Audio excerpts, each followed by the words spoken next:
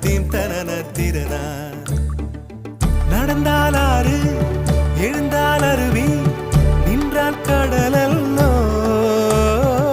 சமைந்தால் குமரி மணந்தால் மனைவி பெற்றால் தாயல்லோ. சிறு நதிகளே நதியிடும் கரைகளே கரை தொடும் நுரைகளே நுரைகளில் இவள் முகமே. சிறு நதிகள்